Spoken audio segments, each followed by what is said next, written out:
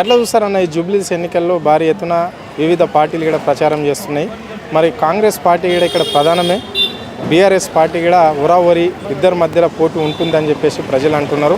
So మరి ఇక్కడ Congress party అధికారంలోకి వచ్చిన నుంచి మైనార్టీలకు ఏమేమి చేసిందన్న? మైనార్టీలకు కాదు, ప్రతి వర్గానికి కూడా ఏం చేయలేదు. కాంగ్రెస్ వచ్చిన కాడ నుంచి టీఆర్ఎస్ ఉన్నప్పుడు కొంచెం పర్వాలేదు, మనకు ప్రతిదీ మనకు చేతి దాకా కాదు నోటి దాకా అందింది. మాకు 2 సంవత్సరాల నుంచి ఇంట్లో అన్నం లేకపోతే ఎట్లా బిక్కు బిక్కు అనుకుంటా ఉన్నామో అట్లా ఉన్నాము. ఇప్పుడు మాకు ఇప్పుడు ఏం లేదు. ఇప్పుడు మాకు యాస్టకు వస్తుంది. ఇప్పుడు 2 సంవత్సరాలు చూసినాం ఓపిక బట్టి, ఇంకా చూసే శక్తి లేదు, ఓపిక లేదు. బీఆర్ఎస్ వస్తే మంచిది అన్నట్టు మాకు అనిపిస్తుంది.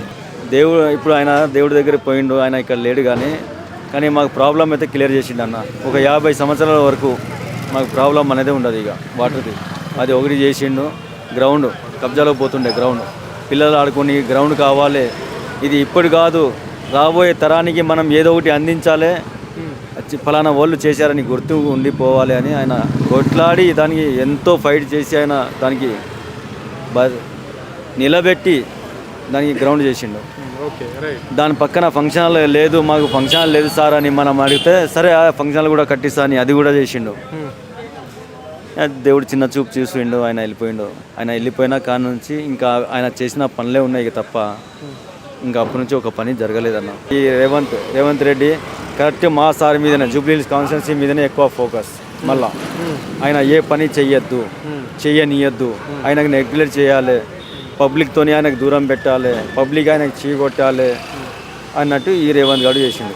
వీడి దళితుడికి బొంద పెడితే తప్ప ఈ జూబ్లీహిల్స్ బాగుపడదు. రేవంత్ రెడ్డికి పబ్లికే బీఆర్ఎస్ ఉన్నట్టు ఉంది. గోపన్ననే పబ్లికే గోపన్న. మరి గోపన్న వైబ్ ఎన్ని వేల ఓట్ల మెజార్టీతో మీ సునీతమ్మ గెలవబోతున్నది అన్న? ఇప్పుడు మాకు చూసినాక ఇప్పుడు మాకు అర్థమవుతుంది ఏంటంటే సునీతమ్మ ఎప్పుడో గెలిచేసింది.